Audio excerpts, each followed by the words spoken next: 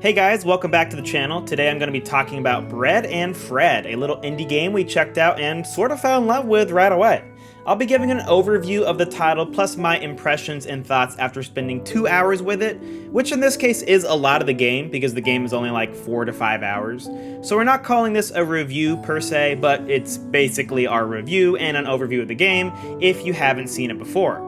Okay, so the premise is you and your co-op partner play as an adorable penguin duo named Bread and Fred, and for reasons beyond your understanding or mine, you're climbing a mountain together. The catch is that you're stuck together with a rope, which both hinders and helps you. Think of this as one of those games that's purposefully obtuse and frustrating, like a Getting Over It, but insert cute penguins and co-op play. So the gameplay consists of simple things like timing your jumps together, or more complicated actions like one penguin anchoring themselves to the ground, the other swinging themselves to gather momentum, and then the anchor having to release and jump at the right moment to make it over a gap. It's very physics-based, and let me just get it out of the way right now, very, very difficult. And that's the first major touch point I want to cover is the difficulty, because it's really going to determine if you're into this or if you're not. Notice how this looks a lot like Celeste. Celeste, for those of you who don't know, has a very similar retro, pixel art, cozy look to it, but is deceptively difficult. And really, once you play it, you know immediately it's difficult. And it's the same thing here. This is not a case of, oh, this looks cute and simple. Hey, partner who never plays games, I have one of these new games for us to try. No, you are going to need someone who is seasoned and grizzled as a gamer to get through this. Not to mention, they're going to have to be pretty patient with you and with each other because you're going to fail a lot. Every jump and every gap we had to get over, especially the tough ones, they took like on average 5 to 10 attempts before we got it. I mean, the tutorial alone took us like 20 minutes. It was pretty sad. But the game actually has some really nice co-op features that help you keep from totally losing your mind. So let me cover those and a few more co-op features that you're going to want to know about. First off, the game is both local and online co-op, which of course we love to see it, with the online co-op having only just been released very recently. There is no shared progression for that online co-op, however, but not super surprising for a game like this, and it's not a big deal. Just choose the friend who wants to host the online sessions and you'll play through their game the entire time. While you're playing, you can use emotes that would help each other signal things. So we use this one emote that would count down from 3, 2, 1, go to tell us when we need to time our jumps together. And then the other emotes we use as signals like, okay, we got the thumbs up, means that we're ready to get back to the game. And then this other one that like the penguins are like slamming their fists together as sort of like a get pumped for a big moment sort of thing. And it was cool. We like those a lot. There's actually a menu with accessibility options here, and there's a rope pull that is automatically turned on where if one person misses the jump, the other person can pull them up if need be. That one you're definitely going to want to keep on. Like, they have it on for a reason. Keep that one. And then we also turned on the checkpoints really quick because we realized when you fall, you can fall down like no joke to the beginning of the game. If you're into that, then sure, but we were not about that. So definitely keep that rope pull on and consider the checkpoints. The other two are kind of whatever. They break the game, you know, that's up to you. Either player can place a flag as a checkpoint and call for a rescue. So overall, I think they do a good job of making it feel like, yes, Gabe was the host and I was the second player, but you couldn't tell while you were playing. So yeah, it's feature rich for a tiny co-op game.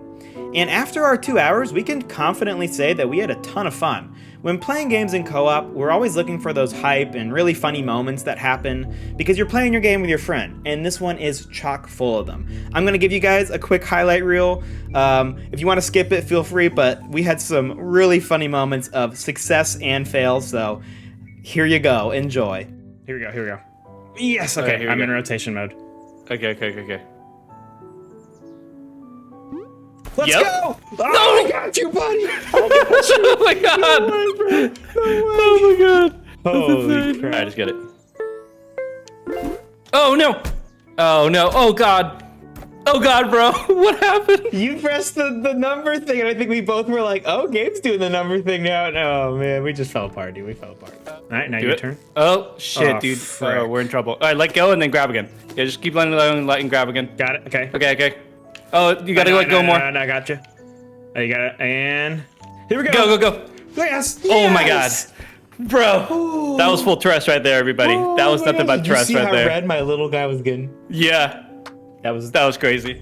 That was crazy. Okay, now that we're done with that, you kind of get the idea of this game. It's interesting. Gabe actually found this game through TikTok, and I can see why, because it's a game where you're just constantly losing your mind over pulling off a huge jump or screaming because something has gone way wrong.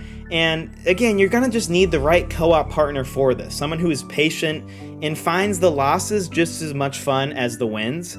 And eventually you do start to pick up on the timing of everything. And at that point, it almost becomes a sort of puzzle game where you have to plan out your moves before you commit. Later on, we get to this point where we were talking about the more complicated sections and how we were going to tackle them, just as much as we spent time on attempting them. And that was a really cool development. And as the game moves on, it definitely ramps up, with moving platforms and disappearing platforms introduced in the second area. So, yeah, you're gonna want those checkpoints, as I talked about, especially for your first playthrough. And finally, I gotta give a special shout out to the soundtrack and to the visuals. The animations are adorable. Like, could not get over every time we would do an emo. It was just so cute.